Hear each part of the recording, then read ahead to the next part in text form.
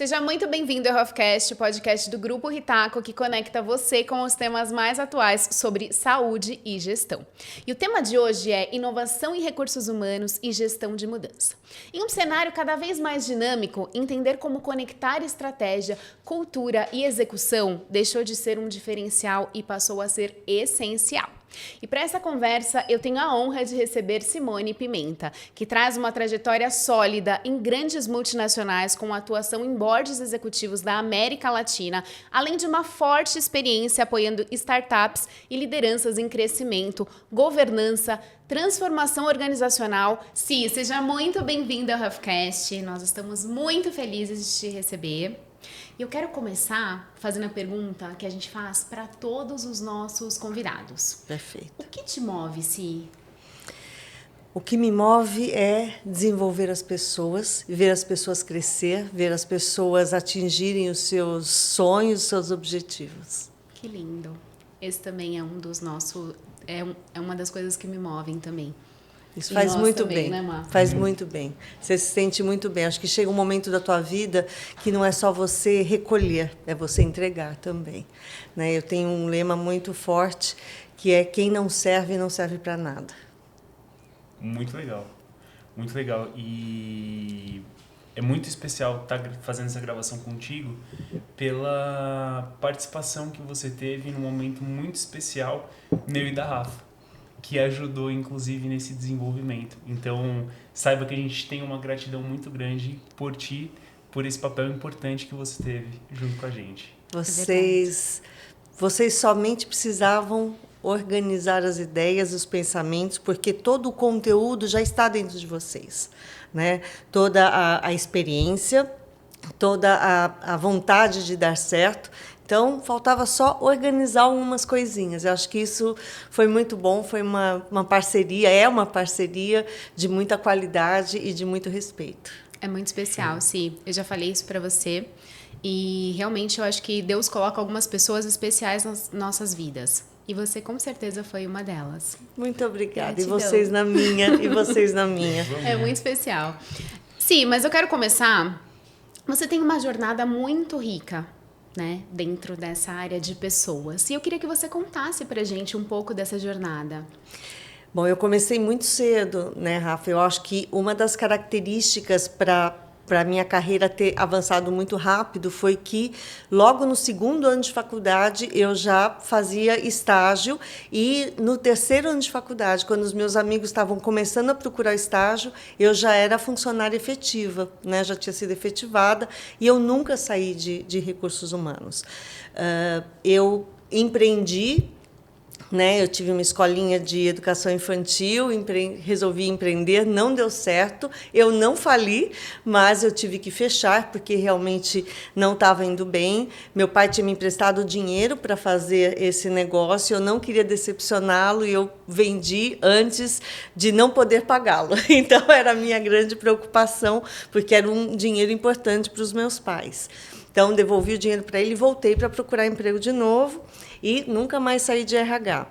Eu acho que um grande segredo da carreira, eu encontrei pessoas muito boas no meu caminho, pessoas que me ajudaram muito, né? Eu comecei com auxiliar de recrutamento e seleção, auxiliar de treinamento e por aí eu fui. Quando eu trabalhei aqui em Guarulhos, no frigorífico Caiova, foi minha primeira experiência, né? Depois disso, eu tive alguns outros estágios, algumas coisas assim. Depois, eu tive uma grande experiência no Grupo Santista de alimentos. Depois, eu tive a Rect Beckinser, que fica ali na Raposo Tavares.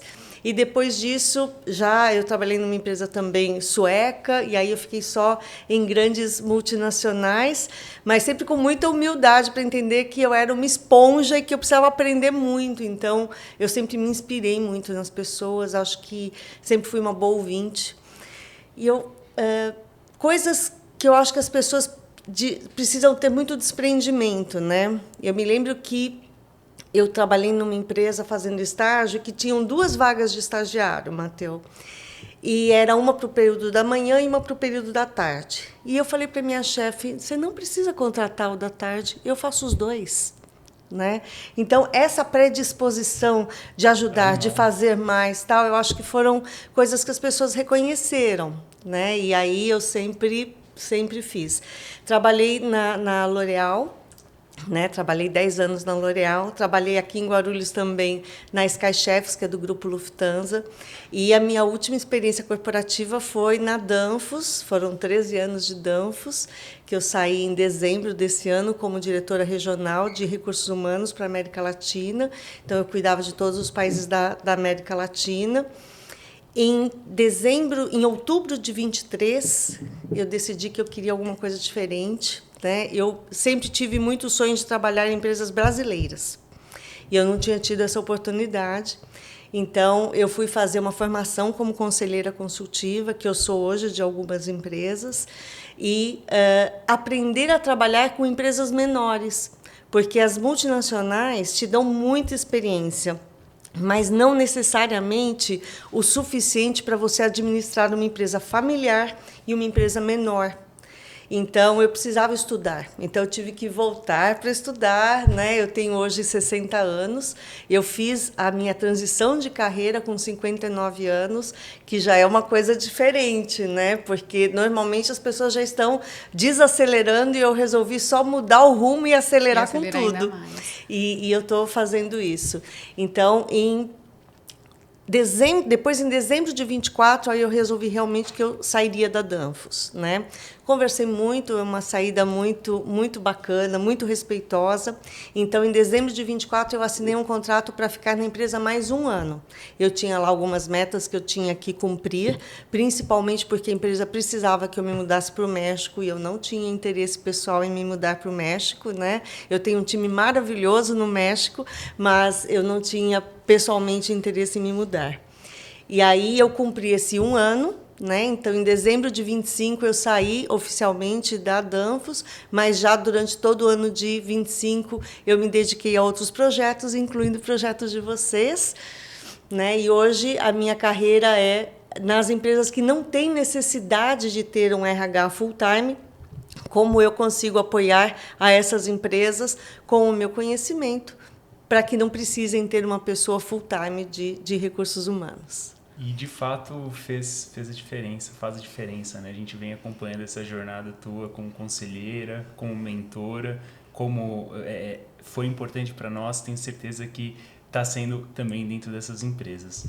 Si, olhando a tua jornada dentro das multinacionais, como que foi esse reposicionamento do RH como um departamento estratégico na consolidações de tomadas de decisões? Como que foi esse momento, assim? Mateus, eu vivi de tudo, porque são quase 40 anos de carreira, né? Então, eu vivi todos os momentos da área de RH. Do RH, que era efetivamente a área extremamente operacional de folha de pagamento. Eu nunca atuei em folha de pagamento, eu fui responsável por folha de pagamento, mas eu não sei, se você me pedir para calcular uma folha, eu não sei calcular, né? Mas era o RH muito dono da caixinha preta, Mateus. A gente tinha... O RH teve um momento assim, ser a área poderosa, porque você sabia quem ia ser demitido, quem ia ser promovido, quem ia ser... tudo. Você tinha o salário de todo mundo e quem... Era uma era de quem tem informação tem poder.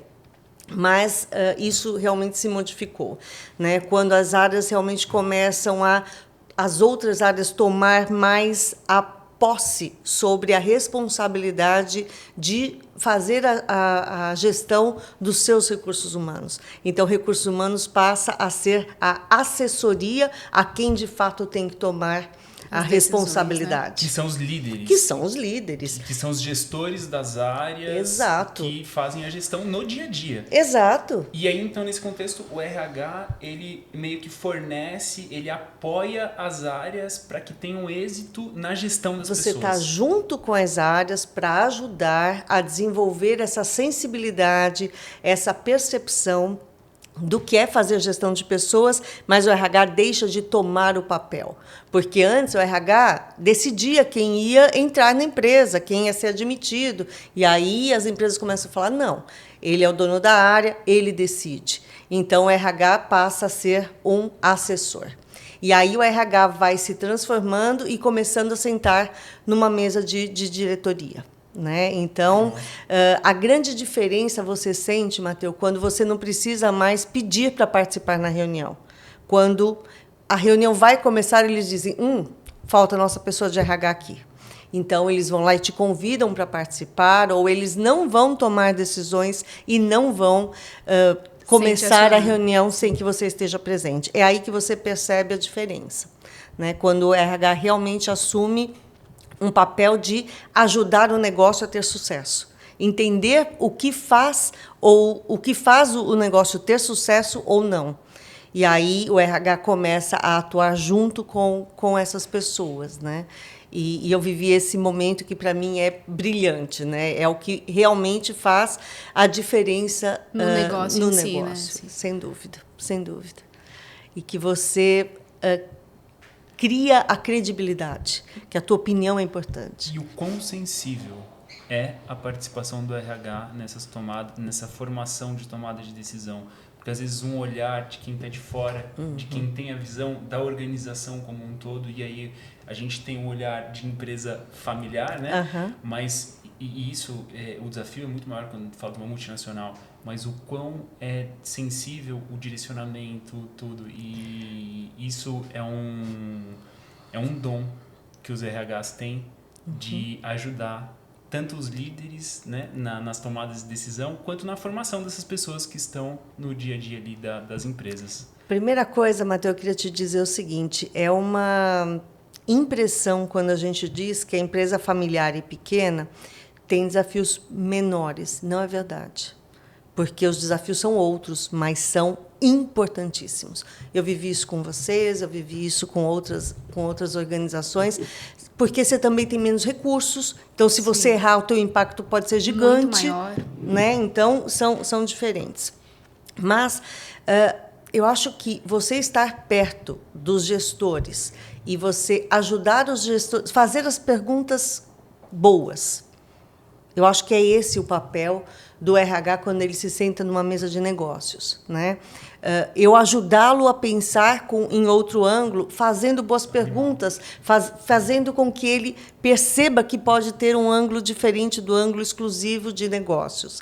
Tanto que, nas reuniões de board, eu participei de reuniões de board globais, né, com executivos internacionais, sempre sentados na nossa reunião de board, eu nunca apresentei a área de recursos humanos. A área de recursos humanos, agora na Danfoss, principalmente nesses últimos 13 anos, quem apresenta a área de recursos humanos é o próprio business. Eu estou com eles. E a hora que uma área fala sobre o time dele, sobre as pessoas da área dele, eu posso fazer complementações, mas aquela apresentação não é minha.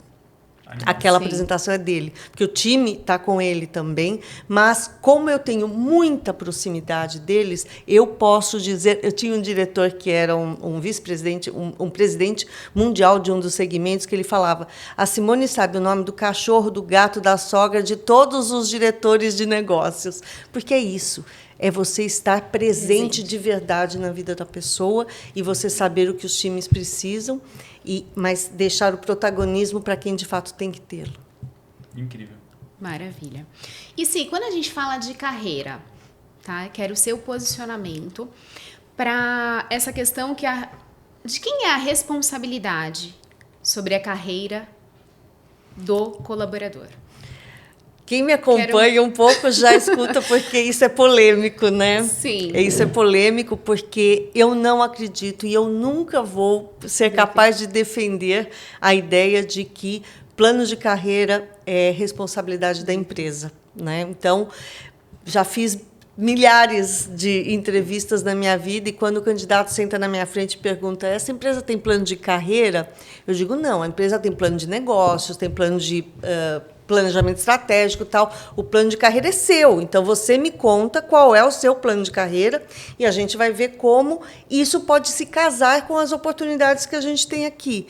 Mas o plano de carreira, ele não é da empresa, ele não é do CNPJ, ele é do CPF, né? Então, você tem que ser o dono da sua carreira, para onde você quer guiar a sua carreira, para onde você quer ir. Você é o protagonista, Você né? tem que ser. Você não pode o empregado colocar tem que ser o protagonista. essa responsabilidade na empresa. Não pode, Rafa. Não pode. E eu vejo que daí, eu acho que nós, enquanto líderes, né, e eu me coloco na posição de líder, né, a gente tem que estar muito atento a entender isso com o colaborador e entender onde você quer chegar. Exato. Qual é o caminho que você quer seguir, né, para a gente poder ser o meio para que ele alcance. Exatamente, Mateus.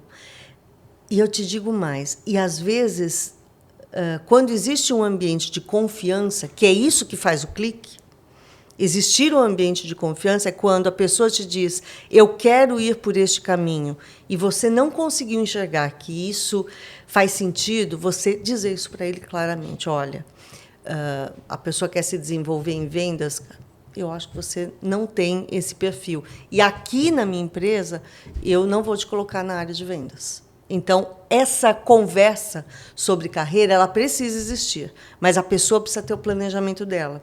Você pode dizer para a pessoa e você pode dar chances para essa pessoa de se desenvolver dentro da sua empresa, né? Então, participar de projetos, participar de reuniões, sai com o vendedor, vai fazer negociação com a área de compras, vai participar de projetos, isso tudo vai te dar a tua amplitude de carreira. Mas a responsabilidade pelo desenvolvimento da carreira é dele e nunca é da empresa. Não faz sentido. A empresa faz o planejamento, a empresa faz o plano de negócios dela, mas a carreira é da pessoa. Legal. Muito bom. E sim, quando a gente entra em gestão de mudanças, né, que é o tema que a gente está falando aqui hoje também, quero que você traga para a gente quais são os maiores desafios. Sem dúvida nenhuma, eu te respondo que é o engajamento, né?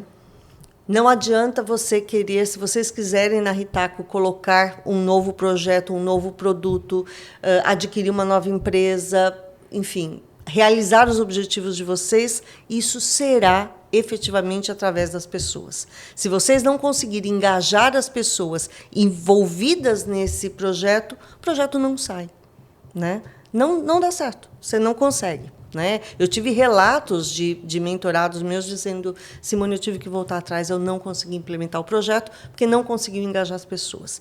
Então, tem algumas coisas que faz engajamento de pessoas, que eu acredito que engaja as pessoas. Né? Então, você saber claramente transmitir aonde você vai chegar com esse novo projeto, ou com essa aquisição de empresas, enfim.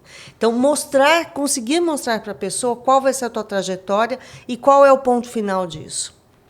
Para a pessoa realmente se identificar ou não se identificar com essa sua trajetória. Às vezes, essa trajetória que você está tomando não é a que ela quer para a carreira dela. Então, você não vai conseguir conectá-la. Né? O respeito com a liderança conecta as pessoas se sentirem ouvidas, e a gente pode conversar um pouco sobre isso, que eu acho muito interessante. Ser ouvido é uma coisa, ser atendido é outra coisa. Então, todo empresário precisa ouvir, porque o empresário não é capaz de estar em todas as áreas da sua empresa. Então, ele precisa ouvir os seus colaboradores, mas não atender a tudo. Não criem expectativas nas pessoas de que você vai conseguir atender tudo o que eles querem. Então, eu posso querer perguntar para os meus colaboradores que cor eu vou pintar essa parede, mas eu não posso prometer que eu vou atender a todos, porque a parede vai ser pintada de uma cor só. Então, eu posso ouvir para me ajudar a formar a minha opinião, para cuidar de alguns pontos que talvez só eles vejam, mas eu preciso ter a capacidade de tomar a decisão como empresário do que é melhor para a empresa. Mas, voltando ao ponto da gestão de mudança, Rafa, a gestão de mudança tem sido muito negligenciada à complexidade também. Né? As pessoas entendem assim, deixa rolar que o problema se resolve. E isso não é verdade. A gestão de mudança ela precisa ser gerenciada, as diversas fases, porque tem fases que a pessoa entra em profunda dúvida do que vai acontecer e dúvida do qual é o papel dela naquilo. E algumas pessoas realmente saem por causa disso. Então, existe ali um vale da grande dúvida, que ali os empresários precisam tomar cuidado, porque não conseguem mostrar qual é o fim do túnel, para o colaborador. E aí o cara não se engaja com você. E você entende que a transparência no que está sendo na ação, né? A ação ela vai ser tomada, vai gerar um impacto de mudança, mas o resultado que a gente quer chegar aqui e o seu papel dentro desse novo cenário é esse, como atua, mesmo que tenha um impacto no dia a dia da pessoa, mesmo que mude. Tem que falar.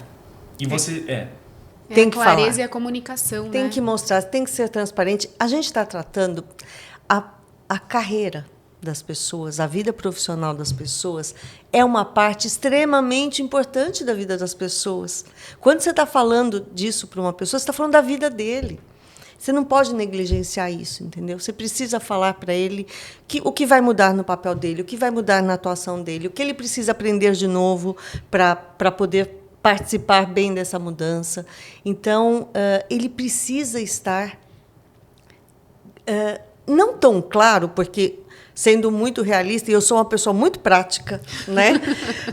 Vocês sabem que eu sou muito objetiva com as coisas. E, assim, você planeja e tudo muda. E você precisa replanejar. E você não tem as respostas. Então, você tem que dizer isso para as pessoas. Gente, hoje o nosso plano é fazer assim. E, à medida que as coisas têm que se ajustar, você volta e fala assim, gente, isso aqui não deu certo. Precisamos ir por outro caminho. E, por isso, ter um time comprado com você faz você caminhar mais fácil. A gente tem que sempre lembrar que a mudança ela acontece no ambiente. E a pessoa ele tem que se enxergar nesse ambiente. Ele tem que se enxergar o que aquilo vai fazer sentido para a vida dele. Então, é responsável do líder de projeto conseguir entender e demonstrar o que vai fazer sentido para a empresa e para as pessoas. Muito bom, muito bom. Sim, nessa linha, a gente olhando as organizações, né, com novas gerações, né? Hoje a gente fala de 3, 4 gerações ali na mesma companhia, né? No que tange a liderança, resultados.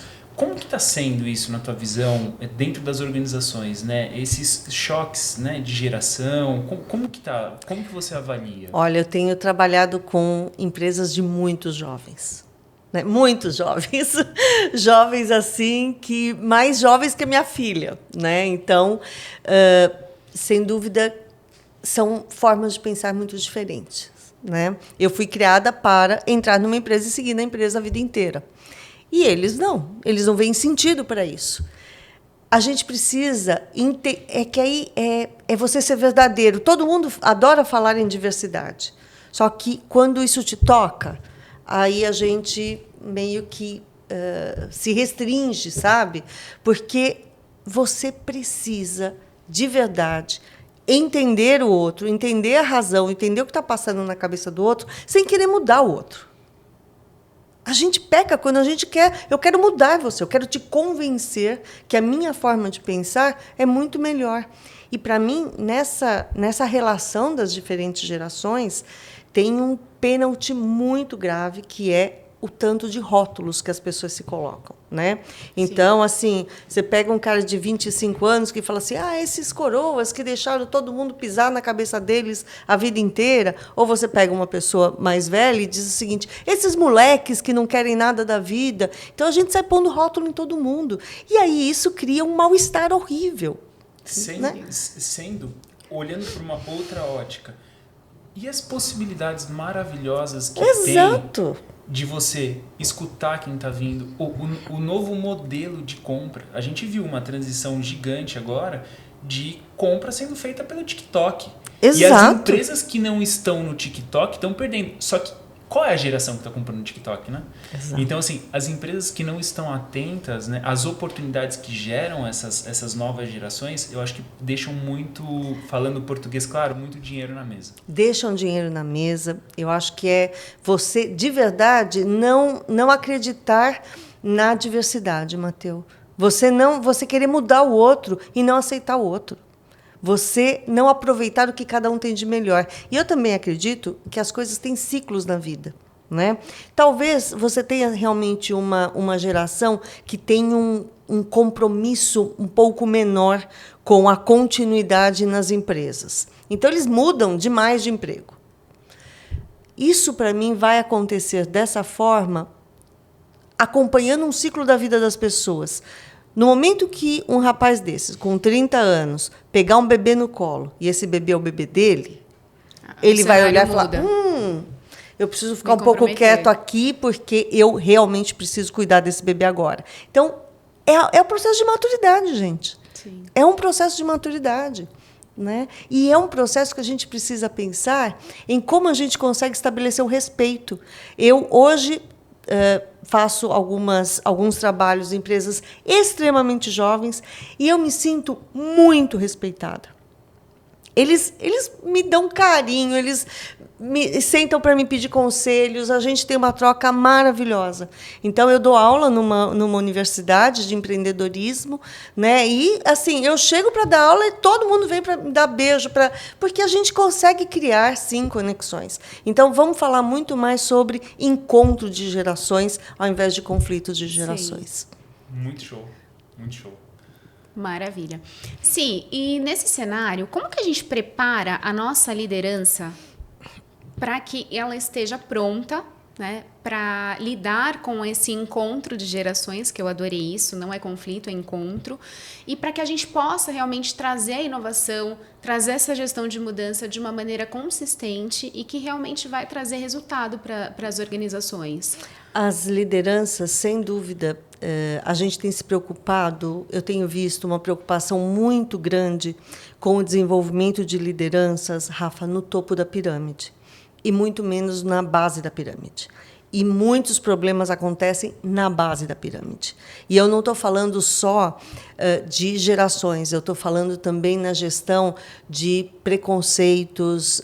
Então, você vê líderes da base da pirâmide que ainda não estão preparados para lidar com os preconceitos, com as mudanças que vêm acontecendo, e isso realmente gera muito conflito. Só que na base da pirâmide, às vezes, a gente faz de conta que não está vendo, né? Então, isso é muito ruim. Eu digo que, assim, problema se traz para cima da mesa, e aqui a gente conversa, e aqui a gente... Porque esses líderes, se eles não conseguirem se reposicionar, de verdade, eles serão ridicularizados. Por quê? Porque o volume de pessoas, você tem um líder para 10 pessoas, se ele não conseguir abrir a cabeça, se ele não conseguir se conectar com essas pessoas que têm formas de pensar diferentes, ele vai ser ridicularizado. Ou ele toma o respeito, ou ele vai ser rechaçado por essas pessoas. Então, as empresas têm que preparar os líderes, dizendo isso para eles, de qual é o trabalho de aceitação das coisas que são diferentes, e não existe mais e o que também, o que manda não quem pode e obedece quem tem juízo, gente. Acabou. E Acabou. o que não é aceitável. O também. Que não é aceitável. Sim, como que a gente prepara esses líderes? Olha, eu acho que é realmente trazer isso para a realidade, trazê-los para dentro da sala de aula, conversar com ele, mas também a área de RH, mais uma vez, sair do escritório, vai viver lá embaixo na fábrica, vai com o vendedor para a rua, vai conversar com as pessoas de perto. Eu faço sempre um paralelo, Rafa, muito grande entre a área de recursos humanos e a área de vendas, né? Quais são algumas premissas da área de vendas? A área de vendas, ela vai até o cliente. A área de vendas escuta o cliente. A área de vendas adapta o produto à necessidade do cliente. A área de recursos humanos precisa fazer a mesma coisa. Sensacional. Você precisa assinar férias? Para de ligar para o cara vir aqui assinar as férias na tua mesa. Lá. Vai lá. Pergunta se está tudo bem. Exato. Como foi o mês. Deseja boas férias. Exato. Se envolve, entende, né? Esteja próximo do teu cliente, porque ele que vai te falar aquilo que você precisa fazer para melhorar. Sai com ele na rua para ver qual a dificuldade que o vendedor tem, Matheus.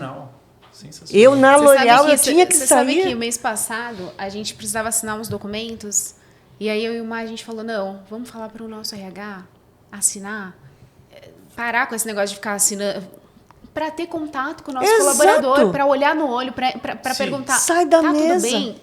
Exato. Sai da A gente mesa. pegou alguns documentos que estavam pendentes e a gente falou assim, vamos aproveitar que a gente precisa fazer essas assinaturas e vamos ver como que tá a experiência do nosso colaborador.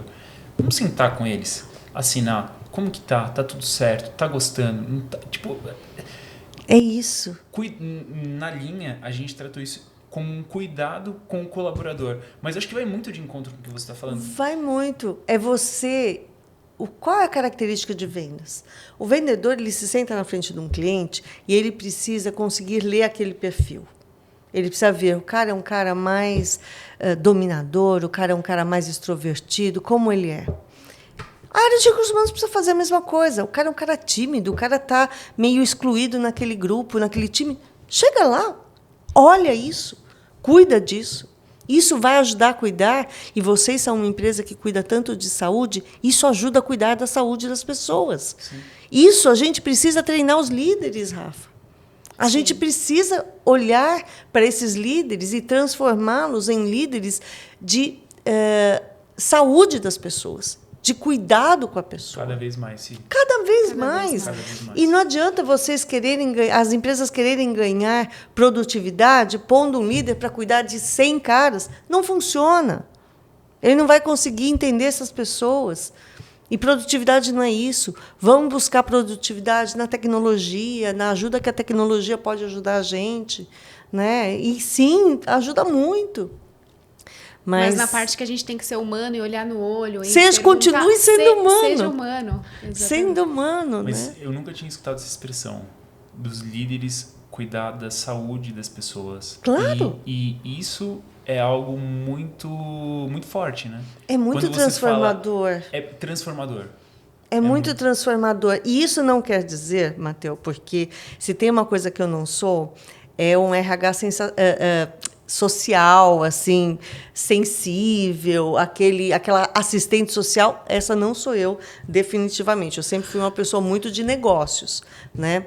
Mas isso não significa que você não precisa ter sensibilidade ao ser humano. E o líder precisa ter sensibilidade ao ser humano. Não é passar a mão na cabeça, perdoar, né? Não é isso, não. É ser justo. Ser justo. Né? Isso é uma coisa muito forte na minha vida, porque uma vez meu pai me disse assim, quando eu fui começar a trabalhar, meu pai me disse, não queira ser boazinha, queira ser justa. Isso, para mim, marcou a minha vida. Assim, isso é a frase da minha vida. Sim, não queira. Uma vez você já falou isso pra gente. E você sabe que eu carrego isso comigo. E não só na parte profissional, na parte pessoal também. Ser justa. A gente não consegue dormir, Rafa. E eu já fui injusta. Muitas vezes eu me peguei sendo injusta. Você não consegue dormir. Você olha e fala, meu Deus, que droga, por que eu fiz isso? Eu não fui justa. E aí você dá um jeito de voltar para trás, pedir desculpas e reconhecer e tentar ser melhor. Né? E tudo bem. E a gente está aqui para ser melhor todo dia. Né? E para aprender. Para aprender, exatamente. Si, agora é a pergunta que a gente estava aqui ansioso para fazer, tá? Em um dos seus últimos podcasts, você teve duas opções, né? Tomar decisão com base na intuição ou tomar decisão com base em dados. E, surpreendentemente, você falou pela intuição. Só que você colocou uma palavrinha que é intuição experiente. Isso. E eu gostaria que você falasse muito pra gente, porque fez muito sentido e foi muito surpreendente essa resposta tua e o contexto que você deu para ela. Esse podcast foi bem especial, né? Foi o Pivotando, onde eu falava sobre a minha mudança de carreira, né? Lá com o João Kepler. Foi fantástico. E, assim, esse momento que vocês pegaram do podcast é um momento complicado, porque são perguntas e respostas rápidas. Eu não sei se hoje eu responderia 100% assim, mas, sim. Na verdade, eu acredito que a tomada de decisão é com as duas coisas, né? Tanto com dados quanto com a intuição. Mas a intuição experiente é diferente. Eu, de fato, se eu tiver que escolher só um entre os dois, eu tomo com a intuição experiente, porque não é só com base em dados. Algumas vezes o dado te mostra que esse aqui é o caminho, mas você acredita que você pode tentar uma coisa diferente por um outro caminho. E isso que te dá experiência. a experiência te fala, aqui você pode ousar. Mesmo que o dado te mostre uma coisa diferente, a experiência te fala, se você quer mudar o caminho, se você quer fazer uma coisa diferente, tenta por aqui. E é muito, assim, eu como atleta, né? Se você quer ser bom em algo, você tem que treinar muito. E eu atrelo muito essa questão da experiência a você passar pela situação, a você vivenciar aquela situação, você ter repertório para poder analisar, ver se... E eu concordo, eu particularmente concordo muito com o posicionamento que você teve, porque, de fato, o momento da companhia, o momento da análise que você está fazendo, às vezes você vê um dado, mas você tem que tomar uma decisão com base em situações passadas, situações que estão acontecendo. Então, eu concordo muito. E essa experiência que você traz, eu acho que é a busca, e aí de todo profissional, não só um empreendedor, um empresário, todos os colaboradores, eles tinham que buscar essa experiência. Os dados são muito importantes, Matheus. Eu adoro dados. Mas a experiência te faz olhar para uma planilha e olhar e falar assim, isso aqui. Verifique esse dado aqui, porque não está me cheirando bem, não. Dá uma olhada, porque aqui pode ter erro. Então, isso é a experiência que te dá. Né? Então, essa perspicácia do que o dado significa, porque se você tem dados, você faz cruzamentos de todo tipo que te ajudam a tomar diversas decisões diferentes. Né? Quando eu peço para o time alguma análise ou algum dado, alguma coisa, eu sempre tento explicar para a pessoa que tipo de decisão eu quero tomar. Porque, primeiro, que a pessoa precisa saber o porquê que eu estou fazendo, porque senão fica um negócio mecânico. Mas o cruzamento de dados pode te dar milhões de decisões diferentes. Mas como que você faz a opção por qual decisão você vai tomar? Pela experiência, pelo caminho que você quer seguir. Né? E, nesse momento, o João foi bem perspicaz, e ele me conhece bastante, e ele mesmo se assustou, ele falou... Ele falou não assim, estava esperando por isso. Eu achei que você ia falar dados, né? Aí eu disse, não, é experiência. Ele falou, mas você sacou, né? Intuição é experiente. Intuição, mas... experiente, né? Foi muito legal. Ficou. Depois eu e ele rimos muito sobre isso, né? E eu mandei esse podcast pro Matheus, e na hora ele falou exatamente sobre isso, porque tinha outras perguntas também, né? Tinham várias. Ele me pôs numa saia justa ali, foi ótimo. Muito legal. Foi muito bom. Sim, vamos falar de cultura? Claro. O que uma cultura forte ela muda na organização? A cultura... Primeiro que, assim, quando eu acabo de fazer numa das empresas que eu estou mentorando, a gente fez a declaração de cultura. Então, foi uma grande discussão, assim, como que a gente declara a nossa cultura, né? Para declarar a cultura, eu gosto de fazer um passo antes, que é definir quais são os comportamentos que a gente quer, quais são os comportamentos que a gente aceita, quais são os comportamentos que a gente vai fomentar nessa empresa. Então, que comportamentos você vai fomentar, ele dá como resultado a cultura. A cultura é resultado dos comportamentos que você quer incentivar dentro da tua empresa. Então, essa discussão ela é muito rica. Porque se eu quero colocar clientes no centro, eu tenho que fomentar comportamentos desse tipo. Então, para mim, a cultura e eu sei que isso é um tema que todo mundo fala hoje, fica um pouco batido demais, essa questão de cultura, né? Mas, para mim, o clique é no comportamento. Sim, forte.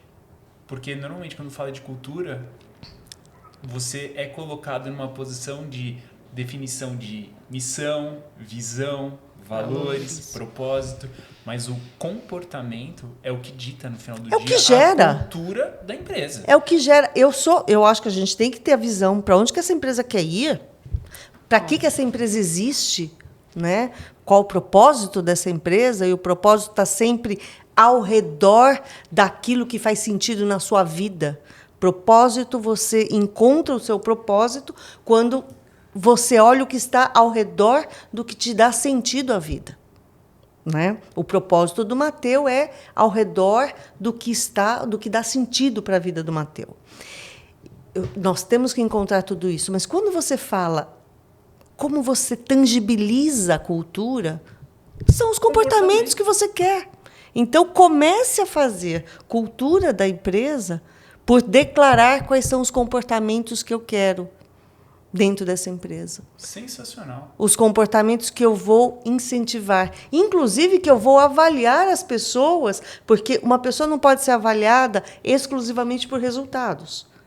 Eu não quero que uma pessoa seja avaliada assim, atingiu o objetivo de vendas ou não atingiu, mas pelo processo de vendas também.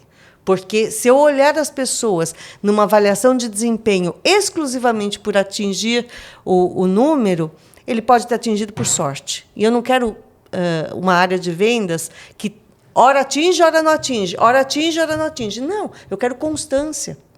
E essa constância você encontra quando as pessoas têm os seus comportamentos corretos, quando se estabelece processos mais sólidos. Ninguém pode ser avaliado exclusivamente por resultados, e sim junto com o comportamento que ele traz para a mesa. Muito bom. Sim, eu lembro que uma vez você falou assim, que você admirava bastante a gente, que você gostava muito, né, que a nossa cultura era forte e aí você falou para mim, Rafa, você sabe qual que é a diferença entre retenção e engajamento? É. E isso é algo que eu estou trazendo também para o pessoal, inclusive nos encontros que a gente está fazendo com a liderança, né? E algo que a gente sempre pensa, a retenção é quando você fecha a porta e o engajamento é quando você deixa a porta aberta e as pessoas ficam, não querem sair, porque elas querem estar lá.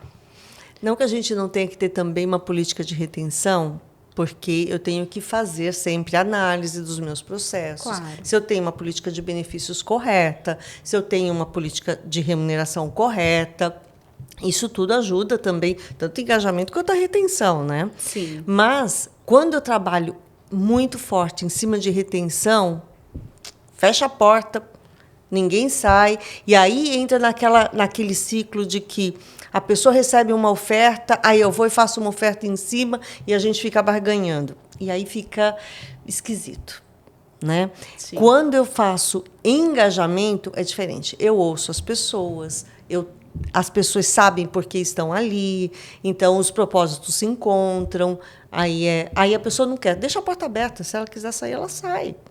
Mas a gente vai fazer para que ela se encante com o nosso plano. Sim. Sim, eu queria que você contasse pra gente uma história profissional que te marcou durante a sua jornada. Eu tenho uma história muito no comecinho da minha carreira que me marcou muito, que eu trabalhava numa rede de supermercados que vieram do Rio para São Paulo, e foi muito interessante quando eu percebi o impacto do trabalho de RH no ser humano. E eu era uma analista, assim, eu tinha acabado de sair de estagiária para analista, e eu fui fazer um processo de seleção para auxiliar de loja. E uma das pessoas que trabalhava na limpeza veio e se candidatou. E eu me lembro que era um rapaz grande, forte, bonito, e ele foi contratado. E uma das perguntas que eu fiz para ele, eu falei assim, olha, você já está trabalhando aqui, né, na empresa de limpeza, e era vaga para auxiliar de loja, por que você quer trabalhar aqui? Por que você quer passar para auxiliar de loja? E ele me disse, porque na empresa de limpeza eu não tenho almoço, eu tenho que trazer marmita. E na minha casa, o quanto a gente tem de comida, só dá para 2 marmitas. Eu trago uma e o resto a minha família em casa divide. Se eu vier trabalhar aqui, vocês oferecem almoço, eu vou poder deixar as 2 marmitas lá. Cara, aquilo para mim, começando minha carreira, olhei e falei, caramba, o que isso muda a vida deste ser humano? Obviamente que eu admiti ele. E depois, num outro dia, fazendo umas outras vagas, a minha sala tinha um vidro aqui, e ele veio, e eu vi ele do lado de fora com um sorvete E eu entrevistando aqui as pessoas, eu não podia parar para atendê-lo, e o sorvete começou a escorrer na mão dele, assim. Aí eu saí e falei, o que foi? Ele falou assim, não, você não sabe o que você fez na minha vida, e eu queria te dar um presente, eu te comprei um sorvete, porque está muito calor. Então, foi uma coisa assim, tão simples. Mas essa história, marcou, eu sei que é uma história pequena, mas me marcou muito, porque aquilo fez com que eu pudesse internalizar o que é ser da área de recursos humanos. Incrível. Que lindo. Como o impacto que a gente tem do ser humano. Porque não existe eu falar a vida da pessoa, a vida profissional, a vida pessoal, é uma vida só. Nunca eu tive que escolher, Mateus, sobre entre a minha família e o meu trabalho, porque, graças a Deus, eu tenho um marido que vocês conhecem, que sempre me ajudou muito com isso. Minha filha é extremamente compreensiva. Eu nunca tive que escolher entre os dois, e eu acho que ninguém tem que escolher, porque a minha vida profissional sempre teve uma importância muito forte na pessoa que eu sou, né? E que não tem nada a ver com o espaço que a minha família ocupa. A minha família ocupa um espaço que ninguém nunca vai tocar, nada vai tocar no espaço deles, né? Mas a vida profissional também não é menos importante, porque faz parte do que a gente passou a ser, essas experiências. Faz parte de quem nós somos. De quem Que nós forte. somos. Que aula. Queridos. Si. Incrível. Obrigada, meu bem. Incrível. Incrível mesmo. Si, infelizmente estamos chegando ao fim. E eu queria que a gente, pra gente fechar, que você falasse, desse um conselho para as empresas que estão querendo inovar, né, no RH. Eu acho que eu investiria muito, muito na capacitação dos líderes como seres humanos. Não num lado assistencialista, mas no lado de tirar e capturar o que cada pessoa tem de melhor. Eu não gosto da ideia de você... Eu acho que se a pessoa tem problemas, defeitos, gaps de conhecimento, sim, a gente tem que trabalhar com eles, mas a gente não pode jogar muito holofote só no que a pessoa tem de gaps. A gente também precisa jogar os holofotes no que ele tem de melhor, porque o gap dele sempre vai ser uma sombra na vida dele. Então, a gente tem que minimizar um pouco, a gente tem que neutralizar um pouco o que as pessoas têm de gaps e jogar holofote no que eles têm de melhor, e isso alavanca autoconfiança, e autoconfiança alavanca resultado. Para que ele transborde sempre o melhor dele. Exato. Si, É o melhor. muito obrigada. Eu amei te receber eu amo aqui. vocês. Eu amei. Gente, eu Muito amo esses dois, eu maravilhosa. amo esses dois, eu amo a Ritaco, uma empresa que respeita tanto o ser humano, e isso eu vi de perto, eu presenciei, e vocês são dois seres humanos maravilhosos, vêm de uma família maravilhosa, por isso tudo vai dar muito certo. Ai, que honra. Amém. Si, gratidão por participar com a gente, por ter aceitado o nosso convite. Eu vou revisitar esse podcast quando eu tiver alguma dúvida, porque além de ter sido uma aula, foi extremamente inspirador conhecer um pouco da tua trajetória, e nós somos muito gratos, eu reforço isso, por todo o acompanhamento num momento muito importante da nossa empresa. Como mentora, como parceira, você fez a diferença. Então, muito obrigado. Contem comigo para a vida. Você é maravilhosa. Um beijo.